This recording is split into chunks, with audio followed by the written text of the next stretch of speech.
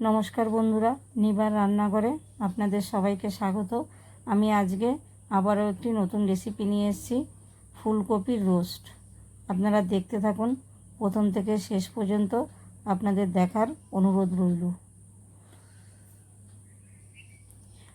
এখানে আমি ফুলকপি নিয়েছি। ফুলকপিটা আমি টুকরো টুকরো করে কেটে নিচ্ছি।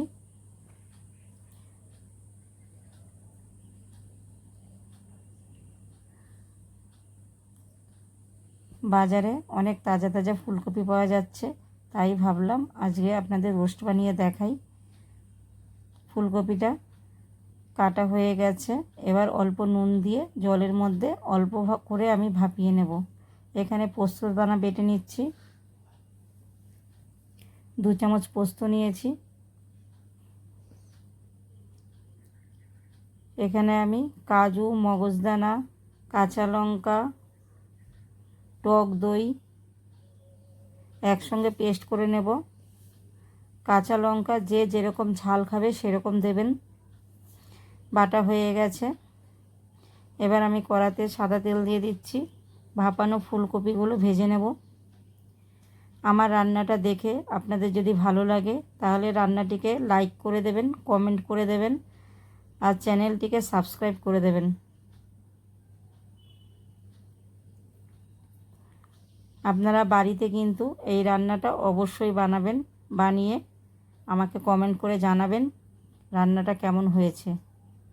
আপনারা কমেন্ট করলে আমাকে আরও ভালো লাগবে নতুন নতুন ভিডিও করতে।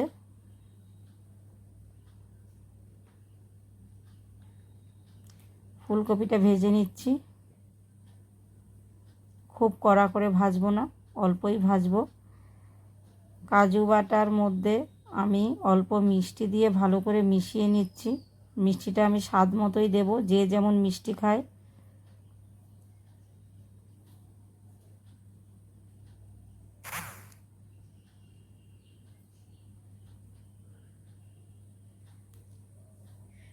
ফুলকপিটা প্রায় ভাজা হয়ে এসছে। এবার আমি নামিয়ে নেব।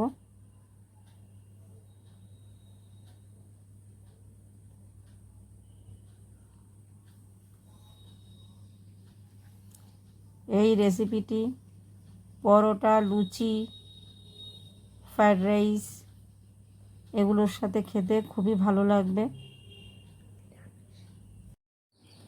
এই রেসিপিটি সম্পূর্ণ নিরামিষ।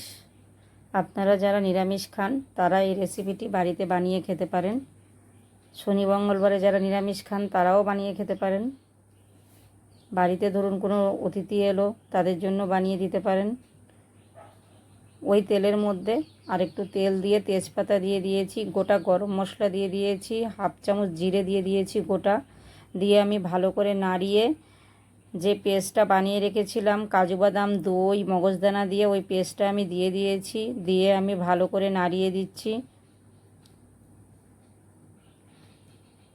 এবার আমি পোস্ত বাটাটা দিয়ে দিচ্ছি। পোস্ত বাটাটা দিয়ে আমি ভালো করে নাড়িয়ে দেব।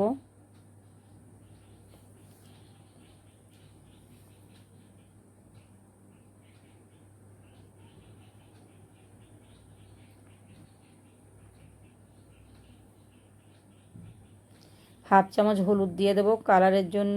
খুব বেশি একটা কালার হবে না, একটু সাদা সাদাই দেখতে হবে।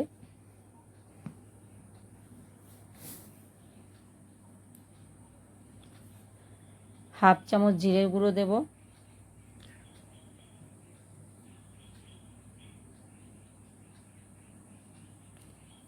জিরের গুঁড়ো দিয়ে এবার আমি নাড়িয়ে দিচ্ছি। ভালো করে নাড়াতে হবে, কড়াতে না ধরে যায়।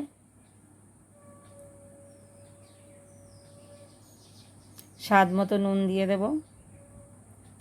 নুন দিয়ে নুনটা আমি আবারও মিশিয়ে দিচ্ছি ভালো করে। গ্রেভিটা প্রায় রেডি হয়ে গেছে।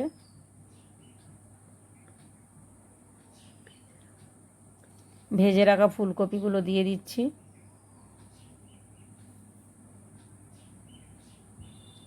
দিয়ে আমি খুব আস্তে করে মিশিয়ে নেব।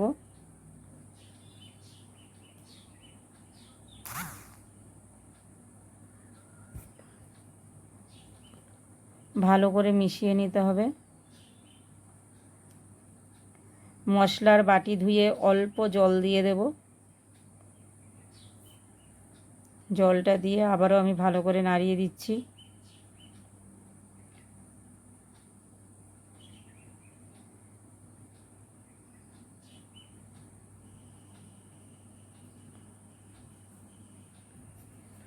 পাঁচ মিনিট ঢাকা দিয়ে রান্না করব। এবার ঢাকা খুলেছি। বন্ধুরা, যা সুন্দর একটা গন্ধ বেরিয়েছে।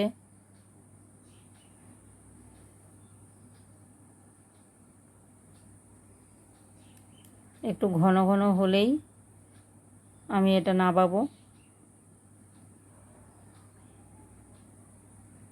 দেখুন কালারটা কি সুন্দর লাগছে।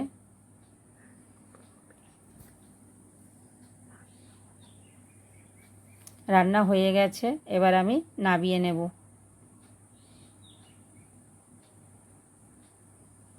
রান্নাটি হয়ে গেছে, নামিয়ে নিচ্ছি।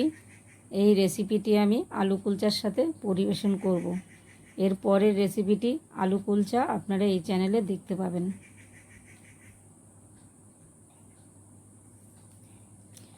আপনাদের কমেন্টের আশায় থাকব। আপনারা কিন্তু কমেন্ট করতে ভুলবেন না।